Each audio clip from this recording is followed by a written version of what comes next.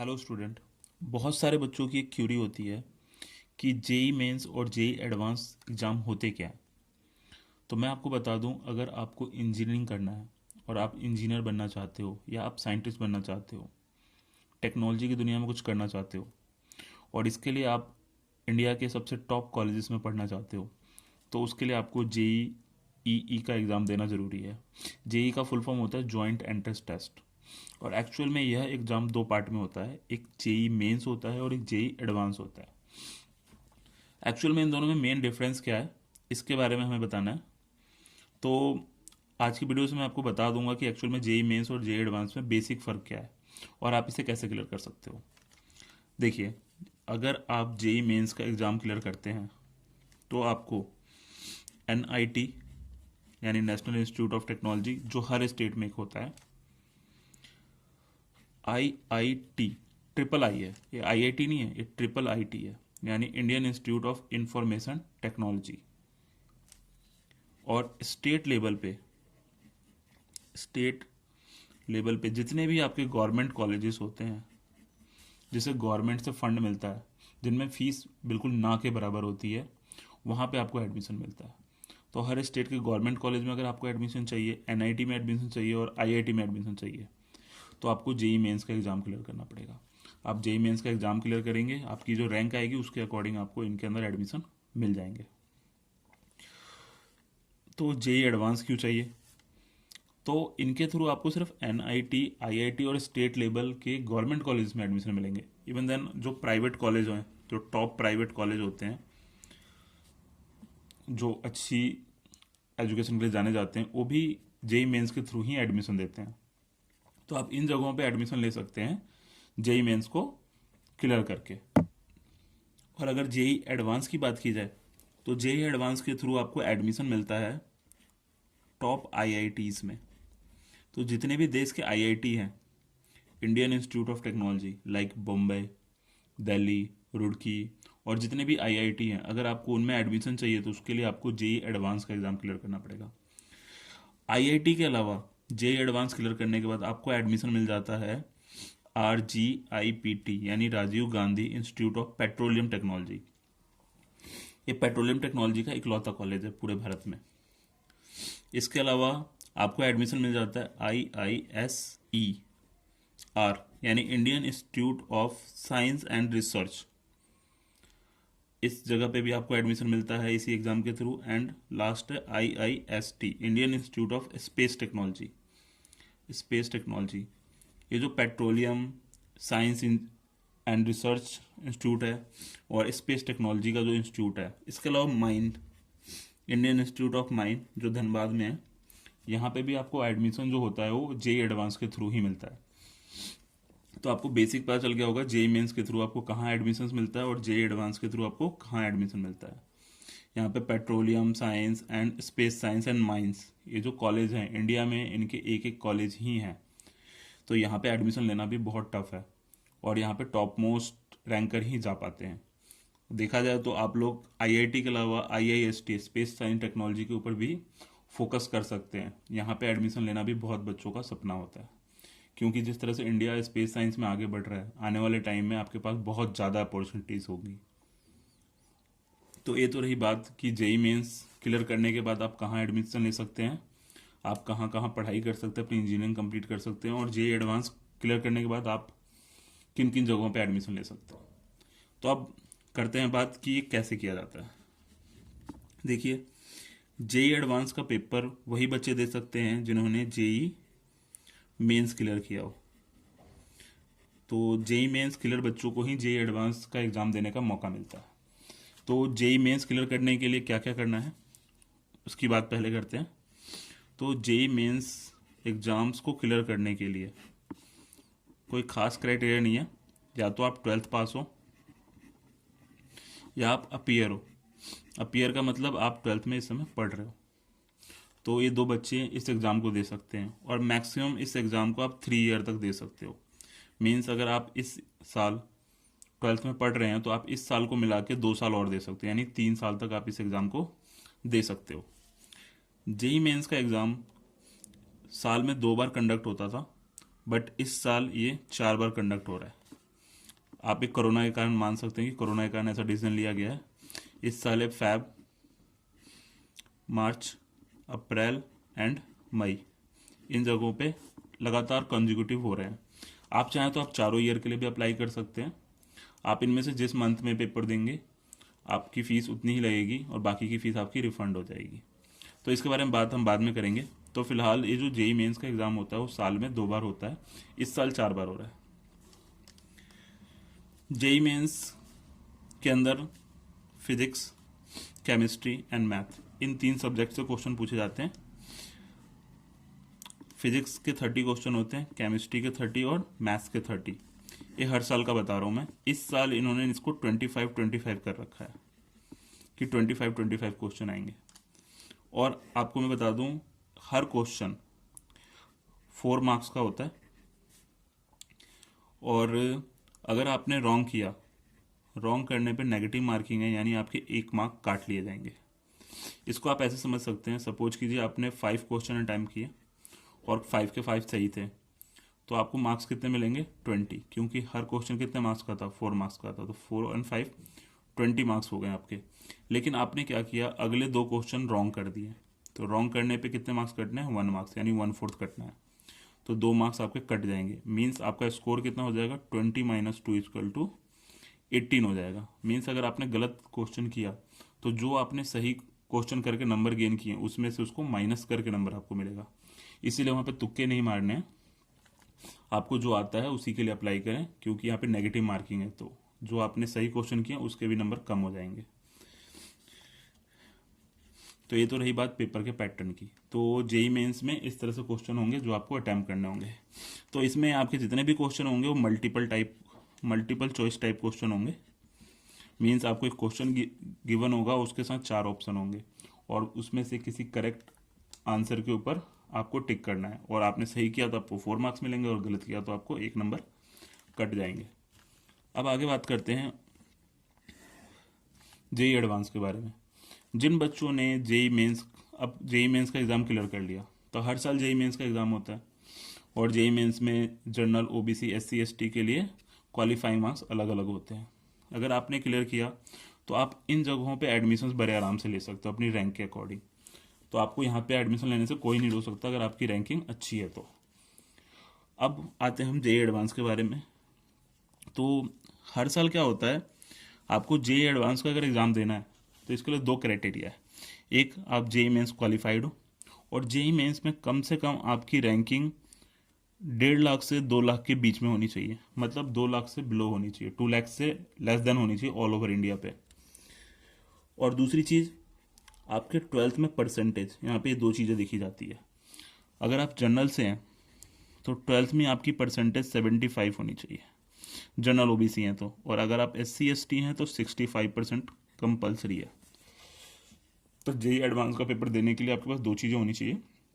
एक, JEE mains में आपकी रैंकिंग 1.5 लाख से 2 लाख के बीच में होनी चाहिए, या फिर जनरल, ओबीसी या एससी एसटी के लिए क्राइटेरिया दिया जाता है कि अगर आपने इतने मार्क्स कंप्लीट कर लिए हैं तो आप जेई एडवांस दे सकते हैं। और दूसरा, आपके 12th में परसेंटेज, तो आप जेई एडवांस का पेपर दे सकते हैं। अब हम आते हैं जेई एडवांस का पेपर एक्चुअल में होता कैसे है। तो जेई एडवांस में हम 2 तरह के पेपर देते हैं, paper 1 and paper 2।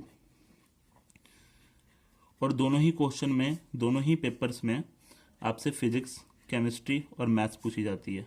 Physics, chemistry and maths. और हर सेक्शन में आपको 54 क्वेश्चन दिए जाते हैं और टोटल 54 क्वेश्चन 188 मार्क्स के होते हैं। मीन्स आप 2 पेपर दोगे जेई एडवांस में, पेपर 1 एंड पेपर 2। पेपर 1 में आपसे 54 क्वेश्चन पूछे जाएंगे फिजिक्स, केमिस्ट्री, मैथ को मिलाकर, और वो मार्क्स होंगे 188 के। इस तरह पेपर सेकंड में भी आपसे 54 क्वेश्चन पूछे जाएंगे और ये 188 होते हैं। हर साल ये थोड़ा वैरी करता है, 2-4 क्वेश्चन ज़्यादा या कम हो सकते हैं, बट लगभग इतने ही क्वेश्चन पूछे जाते हैं। तो टोटल 366 मार्क्स का एग्जाम हो गया आपका जेई एडवांस। तो 2 पेपर होंगे आपके। यहाँ पे सबसे गौर करने वाली बात है कि जेई एडवांस का जो सिलेबस होता है वो जेई मेन से अलग होता है। एक्चुअल में होता फिजिक्स, केमिस्ट्री, मैथ ही है, लेकिन जेई एडवांस के सिलेबस से और जेई मेंस के सिलेबस से बहुत ज़्यादा डिफरेंस होता है। जेई एडवांस के सिलेबस में कुछ टॉपिक्स और ज़्यादा ऐड कर दिए जाते हैं एडवांस लेवल पे, मतलब सब्जेक्ट्स वही रहते हैं फिजिक्स केमिस्ट्री मैथ, बस कुछ एडवांस टॉपिक्स ऐड कर दिए जाते हैं और कुछ टॉपिक्स हटा भी दिए जाते हैं। तो हर साल JEE mains and JEE advance के पेपर में बहुत सारी चीज़ें कॉमन होती है, लेकिन बहुत सारी चीज़ें ऐसी भी होती हैं जेई एडवांस में जो एडवांस लेवल पे होती है। तो जेई एडवांस के लिए थोड़ी सी अलग प्रिपरेशन करनी होती है। और जेई एडवांस का जो पेपर होता है वो conceptual plus critical thinking base होता है। मतलब आपको सिर्फ टॉपिक पता नहीं होना चाहिए, आपको उस टॉपिक को अप्लाई करना भी आना चाहिए। मीन्स अगर आप सपोज करो आप फोर्स के बारे में पढ़ रहे हो तो आपको पता होना चाहिए इस फोर्स को आप कैसे कैसे अप्लाई कर सकते हो। कैपिलरिटीज़ के बारे में अगर पढ़ रहे हो तो कैपिलरिटीज़ के अकॉर्डिंग रियल लाइफ सिचुएशन को आप कैसे हैंडल करोगे, इस पे बेस क्वेश्चन होते हैं।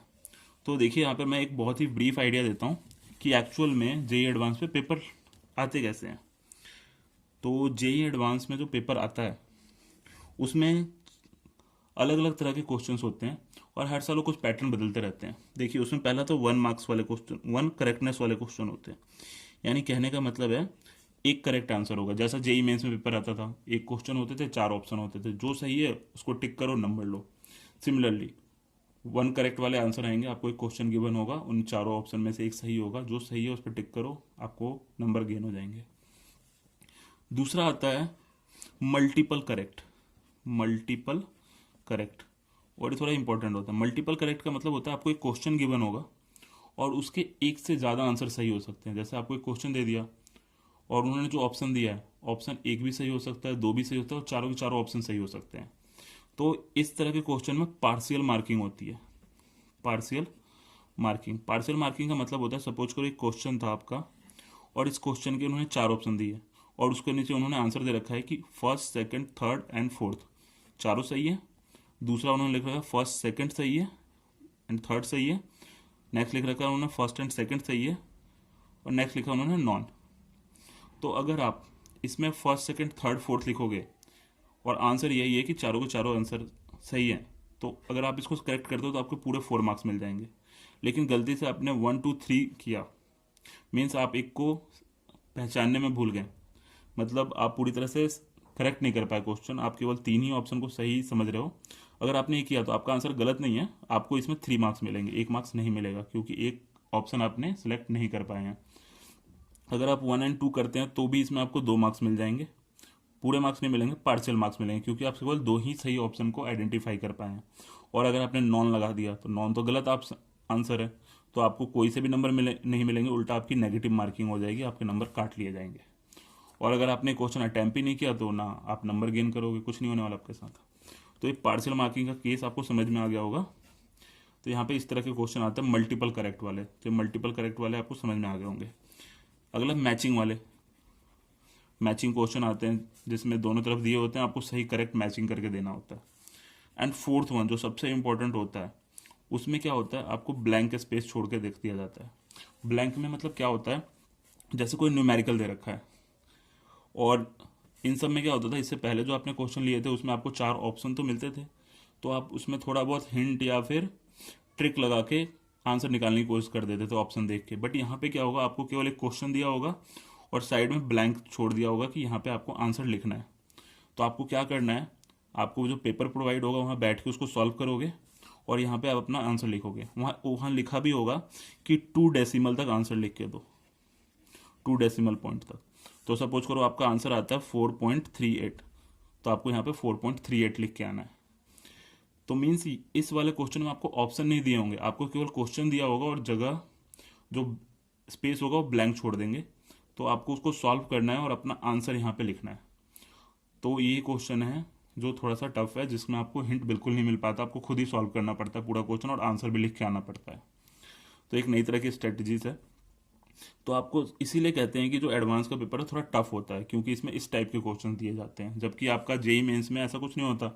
जेई मेंस में नॉर्मली जो सिलेबस होता है जेई मेंस का, वो आपका सीबीएसई बोर्ड का होता है। जो आपने physics chemistry math CBSE board में पढ़ी है, जो एनसीईआरटी का सिलेबस है, वही लेवल का होता है। थोड़ा सा हाई करते हैं वो लोग कंसेप्चुअल बेस, लेकिन एडवांस पे अगर आएंगे तो आपको उन्हीं टॉपिक्स के ऊपर क्रिटिकल थिंकिंग और सिचुएशन बेस्ड क्वेश्चन मिलेंगे। और इस तरह के क्वेश्चन जिसमें ब्लैंक फिल करना होगा, उसमें तो आपको सॉल्व करना पड़ेगा, आंसर खुद ही लिखना पड़ेगा, ऑप्शन भी नहीं होंगे। तो इस तरह के क्वेश्चन आपके जेई एडवांस में आते हैं। तो होप आप जेई मेंस और जेई एडवांस के बारे में बेसिक डिफरेंस समझ गए होंगे। और यहाँ पे जो इनका कट ऑफ निकालने का तरीका भी अलग अलग है। आपको मैं बता दूं, जेई एडवांस में जो कट ऑफ निकाला जाता है, तो जेई एडवांस में जो लास्ट में कट ऑफ आता है वो दो तरीके से आता है। आपका फिजिक्स, केमिस्ट्री एंड मैथ। आपको हर सब्जेक्ट में तो नंबर लेने होते हैं, ओवरऑल नंबर भी लेने होते हैं। जैसे कि पिछले साल का पेपर था, पिछले साल में उन्होंने कहा था कि फिजिक्स के लिए एग्रीगेट जनरल वालों को 6 मार्क्स लेने हैं, केमिस्ट्री में भी 6 और मैथ में भी 6, और ओवरऑल जो नंबर आने चाहिए जनरल वालों के फिजिक्स केमिस्ट्री मिला के वो 65 के अलोंग आने चाहिए, और SC ST वालों को भी 35 से 40 के बीच में नंबर आने थे। यानी कहने का मतलब है कि आपके पास एडवांस में हर सब्जेक्ट में फिजिक्स केमिस्ट्री मैथ में मिनिमम इतने नंबर तो होने ही चाहिए, और ओवरऑल तीनों नंबर मिला के 65 के आसपास होना चाहिए, तभी जाके आप इस एग्ज़ाम को क्रैक कर पाओगे अगर जनरल और OBC से हो तो। ठीक है, मीन्स यहाँ पे अगर सपोज करो आपके फिजिक्स में आ गए, आप अकेले अकेले फिजिक्स में 50 नंबर ले आए और मैथ्स में 50 नंबर ले आए, हो गए आपके 100 नंबर। बट आप केमिस्ट्री में 0 नंबर लेके आए तो आप एग्ज़ाम क्रैक नहीं माना जाएगा, आप फेल हो जाओगे, क्योंकि आपको हर सब्जेक्ट में मिनिमम नंबर लाने ज़रूरी हैं।